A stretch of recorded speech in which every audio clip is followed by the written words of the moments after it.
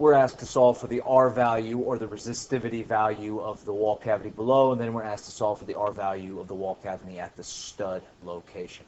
And so our resistivity, I should say, the R value is actually pretty simple. The R bulk, so adding up all of them is pretty simple. You literally just add them up. So we can say the resistivity of 1 plus the resistivity of 2 and plus the resistivity of 3 and so on and so forth.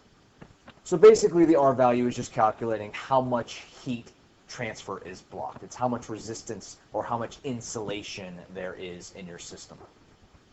And so if you're worried or wondering what this is, worried you don't know what it means, if we were to place another wall cavity in there, it might make your life a little bit easier. This is kind of what we're looking at. And it's not the exact same thing, I know. It's just a quick stock photo to show you what the inside of a wall cavity looks like, what it is this is. But basically the idea is pretty simple. Let's say it's hotter on one side of the wall than on the other side. Let's say it's wintertime and it's cold outside and the heat wants to leave the house. So the heat would be traveling then this direction. We'll call this heat Q for energy. And so the heat would have to travel through the drywall, which has a resistivity of 0.56. Then it would have to travel through this fiberglass, which is, 19, and I'll say 0.00 just to make our math easy. And then it travels through this foil-faced polysaccharide, some weird word. It has a resistivity of 7.20. That's what's important. And then it travels through this airspace, this empty air, which has nothing in it, which is 0.17. And then it travels through this brick here. So we can look at an example of the airspace and the brick both in either picture. But that's pretty simple. That is just 0.80. And they won't always give you these numbers in the actual question. You'll have to look over here at your R value chart to get these numbers. But it's pretty simple to look at, pretty simple to read. But all we have to do to find out how much resistance or how much insulation there is blocking this heat, we just add up our resistivities. So we just add up these numbers real quick. And I won't bore you with the math. Let's just go ahead and say that it's 27.73. So that part's not difficult to understand. You just add them up. Where it gets a little bit confusing is discussing the idea that it travels through, there's a different amount of insulation, there's a different amount of resistivity at different locations in the wall.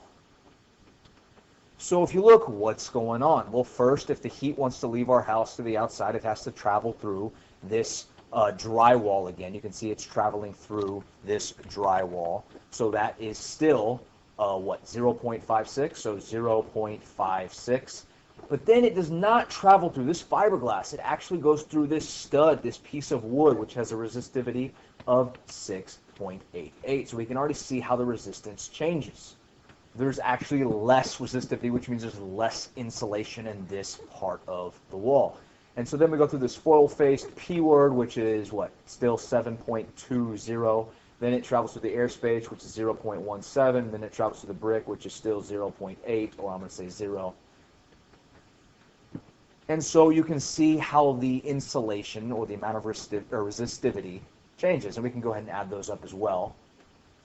And if you take the time to add up these numbers, what we'll get is 15.61. And so let me go ahead and label these. This is the wall cavity R value.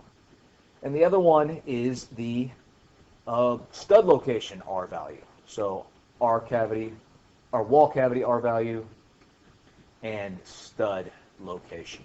And what's interesting here is actually, well, not interesting, what's confusing here is the idea that at different parts in the wall there is different R values. That can be a little hard to understand, that different amounts of heat is traveling through at different rates at different parts of your wall. So sort of explain this idea, let's draw a window. Let's say that below this section of our wall is some window.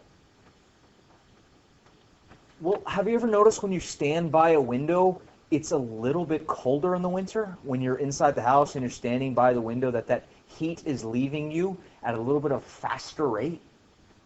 Well, that's because at this window, compared to this wall, at this part of the wall, there's a lower resistivity. In fact, the R value of a window, so let's say R value of window is about, let's say about 5.